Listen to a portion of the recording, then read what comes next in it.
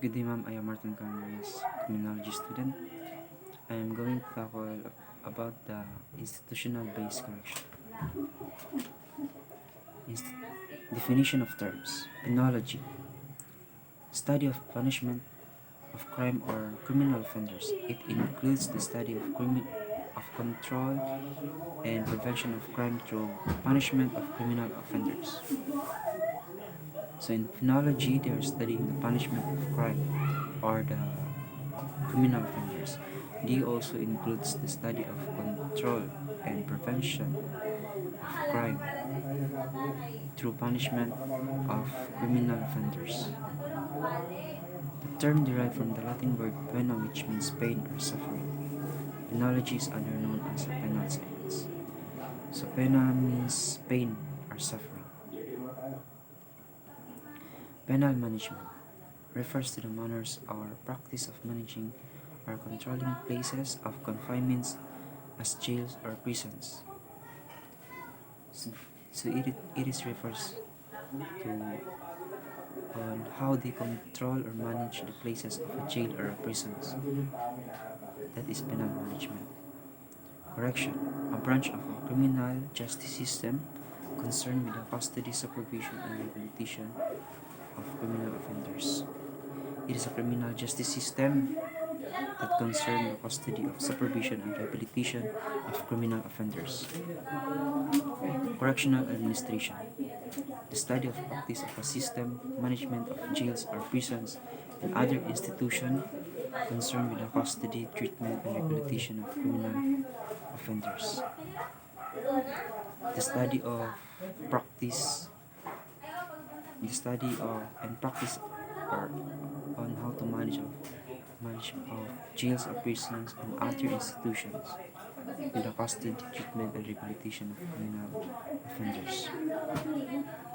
Historical perspective on corrections. So in the 13th century, a criminal could avoid punishment by claiming refuge in a church for a period of 40 days, at the end of which time he is compelled to leave the realm by a road or path to assign to him. In the 16th century, the transportation of criminals in England was authorized. At the end of the 16th century, Russia and other European countries followed this system. It partially relieved overcrowding of prisons. Transportation was abandoned in 1826. So the 16th century, transportation of criminals in England was authorized. In England, in so then the other countries like Russia, other European countries like Russia followed their system. And this system was abandoned in 1826. In 17th century to 18th century, death penalty became prevalent as a form of punishment. So 17th to 18th century, death penalty became prevalent. Galleys, long, low, narrow, single-deck ships propelled by sails usually rowed by criminals, a type of ship used for transportation of criminals in the 16th century. So galleys is the name of the ship who used for transportation of criminals in the 16th century. Hooks, a decrepit transport former warship used to house prisoners in the 18th and 19th century.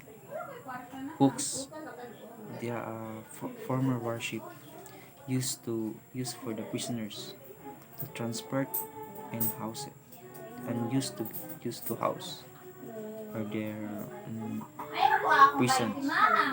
An abandoned warship converted into prison, also called floating hells. So this ship was abandoned, and then it converted into prisons, and it is called floating hells. Primary schools of penology. Classical school, the doctrine of psychological hedonism or free will. In Classical School of Penology, they're the doctrine of hedonism or free will. In neoclassical school, children and lunatics must be free from punishment. In the positivist and or Italian school, denied individual responsibility and reflected in positive reactions to crime and criminality. Early codes. First, Code of Hammurabi, 1760 BC. Oldest code is prescribing savage punishment. Second, Justinian Code, written by Emperor Justinian of Rome in 6th CED.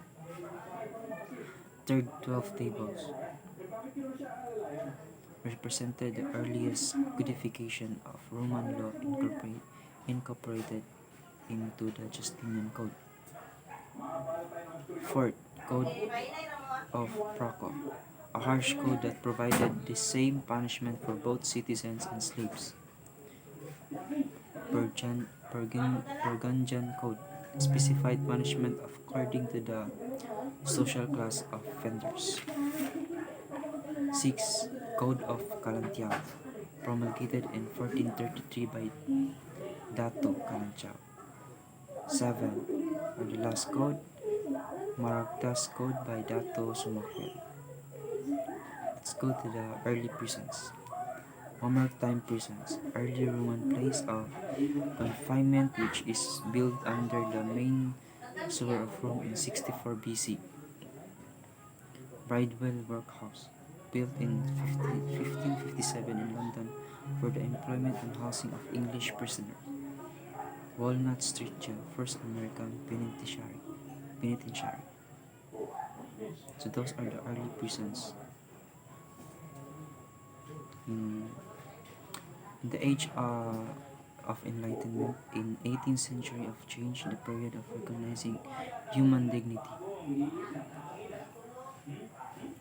Pioneers like William Penn to 1614 to 1718, first leader to prescribe imprisonment as correctional treatment for major offenders, responsible for the abolition of death penalty and torture as a form of punishment. Charles Montesquieu, 1689 to 1755, a French historian and philosopher who analyzed law as an expression of justice. Voltaire, 16 to 94 to 1778, he believes that fear of shame was deterrent to crime. Cesar Bonzano Marches, D. Bencaña, 17 to 37 to 1794, presented the humanistic goal of law. Jeremy Bentham, 1746 to 1832, the greatest leader in the reform of English criminal law. He believes that whatever pleasure or gain the criminal derives from crime, the crime roll would go down. So that is famous line. The one who devised the ultimate panoptical prisons. So this is the panoptical prisons he made. Number 6, John Howard, 1726 to 1790, Sheriff of Bedfordshire in 1773, who devoted his life and fortune to prison reform. Punishment. It is the redress that the state takes against offending member of society that usually involve pain. So those who are belong to the punishment, who are the person who make crime, or the prisoners, so that they learn their mistake or to control to prevent and to control the crime happening in the place or in the society. Ancient forms: death penalty, physical torture, social degradation, banishment or exile, transportation, and slavery. So these are the ancient forms of the punishment. Contemporary forms of punishment: imprisonment, parole, probation, fine, bestiary. Imprisonment, so, pris- so the prisoner will go to the prison. Parole, if they are they have the good characteristic inside the prison, they will give a parole so that other prisoners will be motivated and do good things inside the prisons. Justification of punishment. Number 1, retribution. Number 2, expiation or atonement. Number 3, deterrence. Number 4, incapacitation and protection. Number 5, reformation or rehabilitation of behavior. Two rival prison system. The Auburn prison system. Consecrate system where prisoners are confined in their own cells. That is called consecrate system. During the night and consecrate works in shops during the day. The Pennsylvania prison system. Solitary system where prisoners are confined in single cells day and night. In both prison system, complete silence was being enforced. So that for their system or their punishment, their cells or prisons. The two rival prison system. They are against of each other, against of their both system. Penalty. Defined as the suffering inflicted by the state against an offending member for the transgression of law. Judicial conditions of penalty. Productive of suffering, commensurate with the offense, personal, legal, equal, certain, correctional. Philippine Correctional has two system-based approach, namely, first institution-based and community-based approach. Both systems are being implemented on a fragmentary basis by the three departments of executive branch of the government. These are the Department of Justice, Department of Interior and Local Government, Department of Social Welfare and Development. Number 1, Department of Justice or DOJ takes care of national prisoners.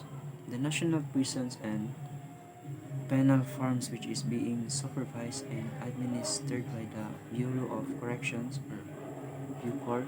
This is headed by a civilian director. Thus, to rehabilitate national prisoners so they can become useful members of society upon completion of their sentence. These are the prisoners whose penalty ranges from 3 years and 1 day to life imprisonment, and those who convicted with the death penalty or a fine of more than 5,000 pesos. Are regarded of the length of sentences and one sentence for violation of custom law or other laws under the jurisdiction of the Bureau of Customs or for violation of immigration and election laws, or to one sentence to serve 2 or more sentences, the total of which exceeds 3 years. National prisoners are also referred to under the law as an insular prisoners. The number 2 department is the Department of Interior and Local Government or DILG. Takes care of municipal, city, and district jails, the provincial local government units under its supervision and management by other respective governors in each province, and whose penalty range from 6 months and 1 day up to 3 years. So the DILG takes care of the municipal, city, and district jails, while the DOJ or the Department System National Philippines as in national prison, not only district, the all national all prisons.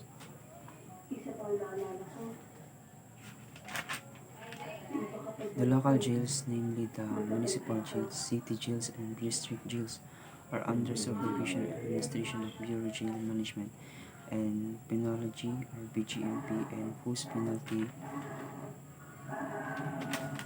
ranges from one day to 3 years.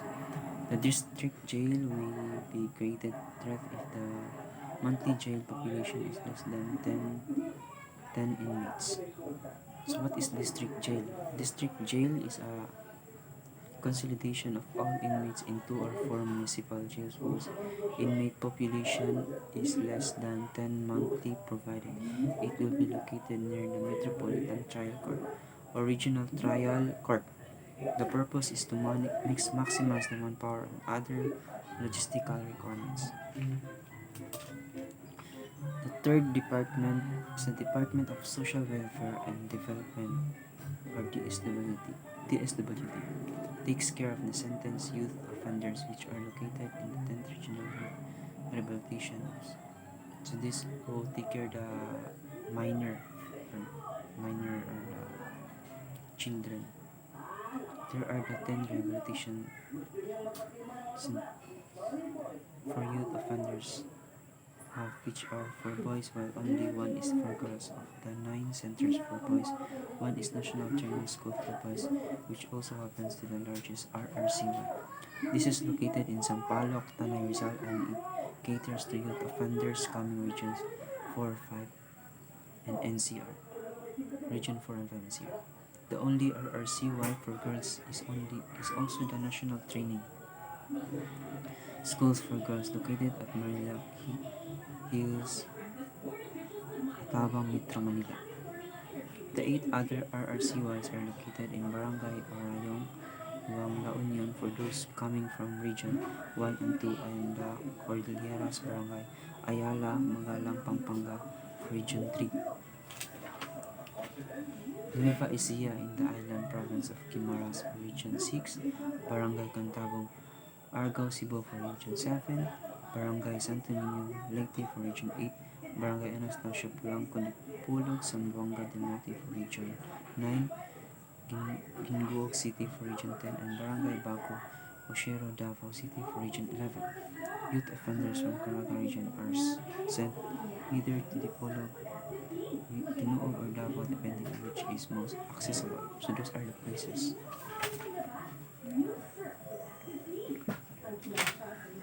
RA 9344, or Juvenile Justice and Welfare Act of 2006. Under the law, children 15 years old and below would exempted from criminal liability, while youth offenders ages 15 to 18 years old could only be criminal charged if they committed the crime of discernment.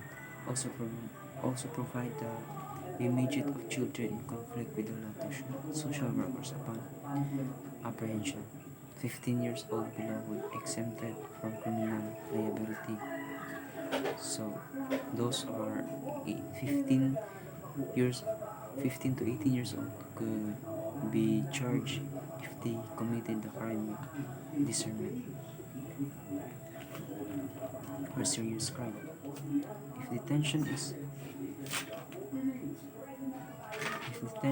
is necessary, the youth offenders would be transferred to youth detention homes set up by the local government and non-government organizations.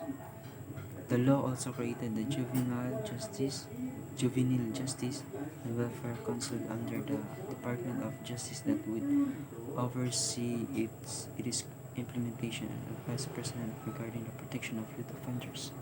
The first penal institution in the country was established even before the effectivity of the Spanish Penal Code, and while the recompilation law were still the existing laws of the island.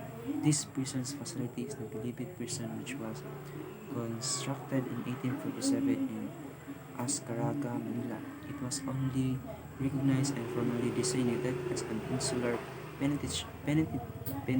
penitentiary through royal decree issued in 1865. The physical layout was constructed in conformity with the dominant concept of criminology existing in Europe.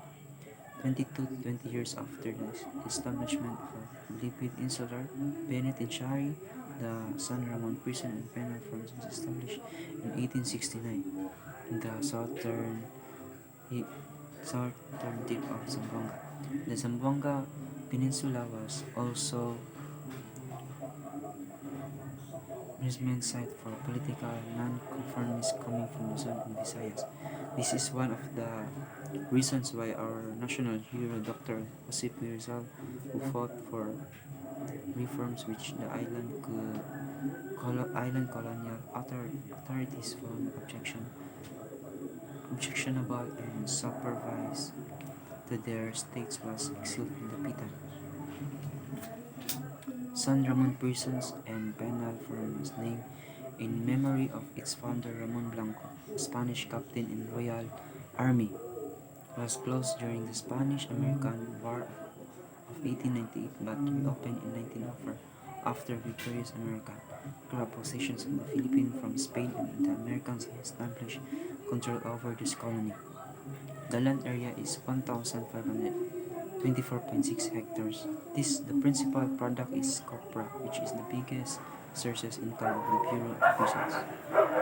In 1904, another penal colony was established in Ihawig, Palawan on the order of Governor Forbes, then the incumbent Secretary of Commerce and Police. The establishment of this penal facility was made on the suggestion of the Governor Wright, who felt the need of an institution designed for incorrigible offenders. An American construction firm of Bolivar on November 16, 1904 for prisoners and sailed to Palawan to start building in the Adonai tribe. However, this contiguous turned against their custodian Hagtai, their superintendent, and the short-lived revolt was quelled with the timely arrival of the Philippine scout reinforcement from Puerto Princesa, the provincial capital. In November 1, 1905, Reorganization Act 1407 was passed in Tolong, mandating the Philippine Commission to create the Bureau of Prisons under Department of Commerce and Police. Later, jurisdiction was assigned to the Department of Instruction. The action of the Department of Education. Finally, the Department of Justice. The Ihawig Penal Colony as a destination of maximum security incorrigible prisoners. Instead, convicts who were well-behaved and playable were assigned to this facility.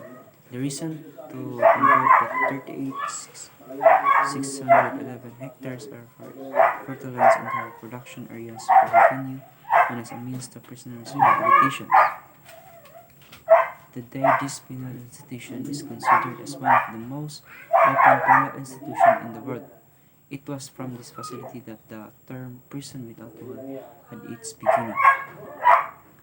Ihawig was divided into 4 sub-colonies for more practical consideration of easier administration and management.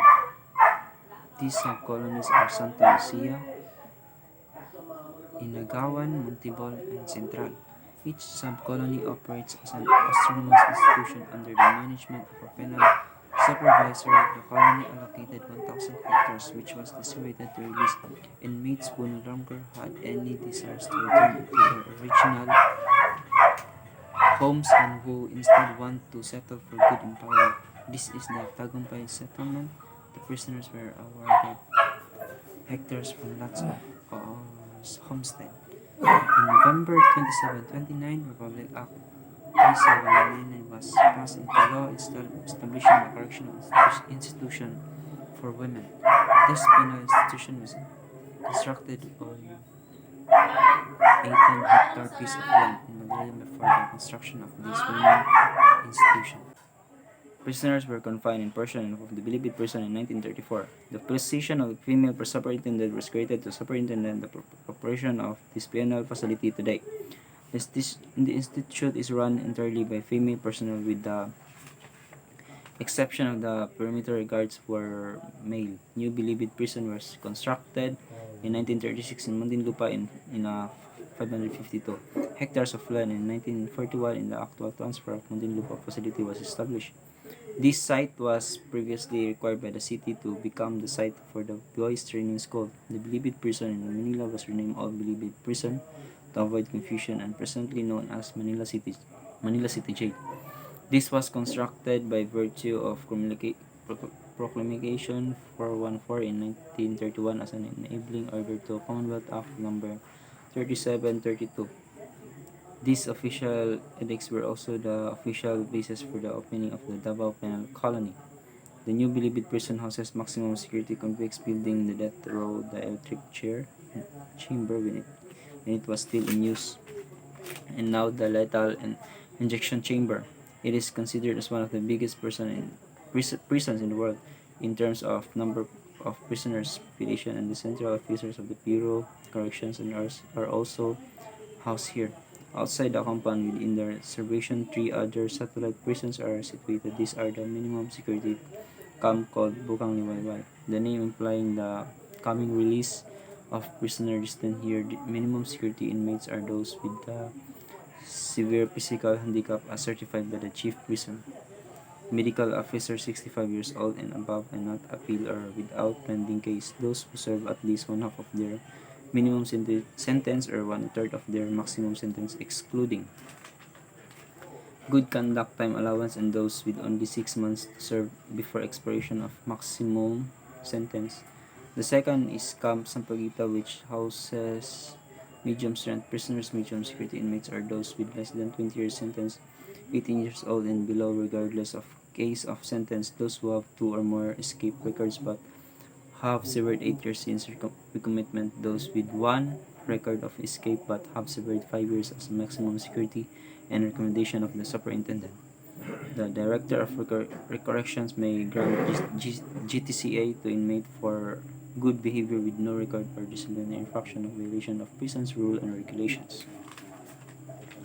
GCTA is the statutory reduction of a prisoner's sentence for good behavior during confinement under Article 97 of the Revised Penal Code. This is automatically applied to all prisoners as long as he does not commit violations or prison's rules and regulations. GCTA is a kind of right that can only deny in the prisoner breaks the rules and only after due process is observed. Good conduct entitles inmate of the following deductions from his sentence. In the first 2 years of incarceration, of 5 days deduction for each month of good behavior. Second, from the 3rd to 5th year, 8 days deduction for each month of good behavior. Number 3rd, from 6th year to 10 years, 10 days deduction for each month and of good behavior. And from 11th year, 15 days for each month of good behavior. GTCA may also be granted to a detained to be deducted from his sentence if convicted, provided that he voluntarily offers to perform labor as may be assigned to him during his detention period. Such voluntary offer must be in writing. An inmate whose sentence is life imprisonment but is on appeal is not entitled to GCTA. GCTA cannot be revoked without a just cause. GCTA revoked for a just cause may be restored at the discretion of the Director of Correction upon recommendation of superintendent. In addition to the GCTA, a prisoner may also be entitled to another 5 days per month deduction from the sentence he has to be served when he has been classified as a trustee or penal colonist. This is provided by Act Number 2489, other known as the Industrial Good Time Law. Life imprisonment is also automatically reduced to 30 years imprisonment upon being classified as a trustee or penal colonist. Under Section 98 and 158 of Revised Penal Code, special time allowance or STA for loyalty equivalent to 1/5 of the sentence shall be deducted from the inmate's sentence. If the inmate abandoned person due to his order arising from conflagration, earthquake, explosion, or similar catastrophes or during a mutiny in which the inmate did not participate voluntarily submits himself to the authorities with 48 hours following the issuance of a proclamation announcing the ending of the calamity. Under Article 99 of the Revised Penal Code, RPC or GCTAs and STAs are granted from the Director of Corrections. The Youth Rehabilitation Center for Juvenile Offenders is also situated here. And the third facility is the Reception and Diagnostic Center that receive newly committed prisoners coming from the jails nationwide. Inmates accepted by the RDC will be studied and classified, the purpose of which is the formulation of the individualized treatment program destination to achieve the most successful rehabilitations. Upon admission, the inmate or detained, if he has a pending case, will be put in quarantine in the designated cell at the RDC for a minimum of 5 days, during which he shall be administered the following physical exam, orientation, private interview, and etc. The following penal colony was established in January 21, 1930 by the virtue of Republic Act 3732 and Proclamation number 414, retired General Paulino Santos and the Colonial Prisons. Director at the time, the first contingent of prisoners that opened the colony that covers an area about 18,000 hectares. The Japanese transferred the prisoners who were destined here to the Palawan, Inagawan sub-colonies, Ifihawi Penal Colony, before the Japanese left the facility due to the return of the Americans. They destroyed of all its building machineries and industries by August 1946. By August 1946, however, the colony was able to reestablish a pre-war status. At present, of the Davao Penal Colony houses medium and minimum security prisoners. They work in the open fields skirted by the colony considered first. It is not the biggest tobacco plantation in the country. It is a major banana producer, having secured a joint venture agreement with the Tagaw Development Company in a 3,000 hectares banana plantation. These banana products are exported to Japan, Saudi Arabia, Egypt, and many other countries. The Penal Colony has two sub-colonies, penal supervisor. It has also a settlement site for released prisoners who no longer wish to return to their homes but choose to remain in Davao homesteaders. This settlement area is called Tanglaw Settlement. Reception Diagnostic Center, which was established in 1953 by virtue of Administrative Order Number 11 issued by the Secretary of Justice. The center was established to enable the Bureau to conduct a more effective rehabilitation of prisoners committed to the Bureau's care, to a more scientific study and diagnosis of each and every prisoner committed to the Bureau. On September 17, 1954, the President of the Philippines issued Proclamation number 72 allocating 16,000 hectares of land in Sablayan, Occidental Mindoro for the setting up of another penal colony. The Sablayan Penal Colony and the farm was established to meet the increasing population of prisoners that is already causing serious congestion. In those times, the new Bilibid prisons that was supposed to confine only 3,000 had population more than twice the capacity. The actual land area is 16,408.5. The principal activities are agriculture and rice is the main product. The last penal facility to be built by the Bureau of Prisons in the later regional prisons in Amboyog. This was established in January 16, 1973, on the other issued under the martial law by President Ferdinand E. Marcos. The Bureau of Jail Management and Penology was created pursuant to Republic Act 16975, signed on December 13, 1990, and became known as the DALG Act of 1990. On December 10, 1974, President Decree number 603, otherwise known as the Child and Youth Welfare Code of 1972, was promulgated. This code became the Magna Carta for the children and was the first in the Inter-Asian region. Before PD 603 went into effect, however, there is already a long existing law covering the probationary treatment of juveniles in conflict with the law. This is a Commonwealth Act number 3003 that went into effect in December 1924. This is the first youth offender law of the land. This law established the welfare institutions which took responsibility of taking charge of all government child caring institution. Home for the school for boys were put under supervision of the Office of Public Welfare Commission. All these facilities were centralized and located at what known as Mandaluyong, and it has 50 hectares of land with 40 buildings. 5 of the buildings were for the orphanage and different types of orphanage children. Homes for the homeless, neglected, displaced, and abandoned boys, picked up by the police of the Philippine Training Schools for Boys and Girls, boys and the Philippine Training Schools for Girls, which serve confinement and institution for youths on conflict with the laws, and home for the aged and infirm. On November 29, 1969, the Philippine Training Schools for Boys were transferred to Sampaloc, Tanay Rizal, where it continues to stay to this day. It was named Vicente Madrigal Rehabilitation Center in honor of the one who donated in the land. Eventually, however, it returned to its old official name, the National Training School for Boys. On the other hand, the Philippine Training Schools transferred to Alabang, Muntinlupa City when it became the Merlac Hills up to this day. Safekeeping functions. Rule number 1. Commitment and classification of prisoner of detained. A person can be committed to jail only upon the issuance of an appropriate order by a competent court and authorities mandated under Philippine laws. This rule enumerates these courts and authorities and classify inmates according to the conditions of their commitment. Section 1. Courts in other countries authorized to commit a person to jail. The following courts or entities are authorized to commit a person to jail: Supreme Court, Court of Appeals and Sandigan Bayan, Regional Trial Court, Metropolitan Municipal or Trial Court, Municipal Circuit Trial Court, Congress of the Philippines, and all other administrative bodies or persons authorized by law to arrest and or commit a person to jail. Section 2. Categories of inmates. The two general classes of inmates are prisoner, inmate who is convicted by final judgment; detained, inmate who is undergoing investigation or trial or waiting trial or sentencing.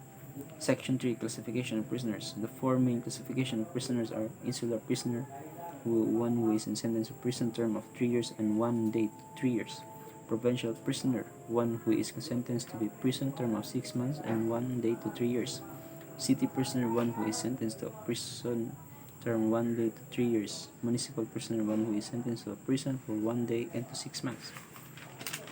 Section 4. Classification of detains. The three types of detains are those undergoing investigation, awaiting or undergoing trial, and awaiting final judgment. Section 5. Inmate security classification. The following are the classification of inmates according to security risk: high-risk inmates, high-profile inmates, and ordinary inmates. Section 6. Requirements for commitment. The following are the requirements for commitment: commitment order, medical certificate, complaint and information, police booking sheet, and police booking. Those are the rule number 1. Rule number 2. Reception procedures, classification and disciplinary boards, and punishable acts of inmates. One of the guiding principles of the United Nations Standard Minimum Rules for the Treatment of Prisoners states that imprisonment and other measures which result in cutting off an offender from the outside world are affected by the very fact of taking from a person the right of self-determination, depriving him or her liberty. Therefore, the prison system should not accept as an incidental to justifiable segregation for the maintenance of discipline, agreement, and suffering inherent in such situation. Hence, well-planned and organized reception of detained is critical to achieving this. Inmates' first impression of the correctional process greatly influence his or her attitude and behavior toward the custodial and rehabilitation regimens he or she must go undergoing confinement, and perhaps to some extent affect his or her outlook and adjustment after his or her release. These rules provides guidance on the reception and disciplinary aspect of jail management. Section 1. Reception procedures. A decent and humane program of confinement starts with a systematic reception in inmates for commitment in the BGMP's jail facilities. The following procedures should therefore be observed. A. The jail desk officer carefully checks the credentials of the persons bringing in the inmate to determine his or her identity and authority. The officer also ascertain from the person that all law enforcement procedures, including The verification for standing warrant or criminal record of the arrested person, therefore, before physical presentation in court must be undertaken prior to the inmate's transfer to commitment jail. This is understood, therefore, that the other standing warrants must have been served when a person is admitted for jail custody. B. The jail desk officer carefully examine the arrest report and the authenticity of the commitment order of the inmate in due form to determine whether the inmate has been committed under legal authority as provided for by Section 3, Rule number 13 of the Rules of the Court. Letter C. Person arrested by virtue of a warrant of arrest must be secured commitment order from the court where the warrant of arrest is issued before he can committed to jail. Letter D. The admitting jail officers or cash and other personal property from the inmate please when them on a receipt from a duplicate signed by him or her and countersigned by the inmate, and the original receipt should be kept from the record and the duplicate copy should give to the inmate. Letter E. All cash and other valuables of the inmate must be turned over to the property custodian for safekeeping and covered by official receipts. The inmate is then fingerprinted and photographed. Letter G. The admitting jail officer accomplishes a jail booking report attaching there to the inmate's photograph for reference. Letter H. The newly admitted inmate should be carefully strip searched. His or her clothing should also be carefully examined for contraband. He or she is then checked for body forming cuts, bruises, and other injuries, and for needle marks to determine if he or she is a drug dependent. Letter I. The jail medical personnel or the local health officer immediately conducts a thorough medical examination of the inmate. Letter J. When it's not possible for the jail medical personnel to be attendance during the inmate's admission, the receiving officer should observe the mental alertness, overall appearance, physical abnormalities, rashes, scratches, or other identifying marks of the individual and note them down in the inmate's jail booking report. The offender observed to be suffering from any contagious diseases is immediately isolated. Letter K. A medical record is accomplished by the jail medical personnel or a local health officer showing the condition of the inmate at the time admission and to include, if possible, his or her medical history. Letter L. Upon commitment, the inmate should be briefed or oriented on the jail rules and regulations by the chief custodial officer of the day prior to the classification and segregation. Letter M. The sentenced inmates should be provided with jail clothing. His or her personal clothing should be properly received, clean, and stored safely until his or her own safety may be allowed to wear civilian clothes. And letter N. The warden establishes and maintains a record of all inmates consisting of all information on the inmate's name and alias, if any, weight, height, and body marks or tattoos. That's all my discussion about institutional case correction. That's all. Thank you.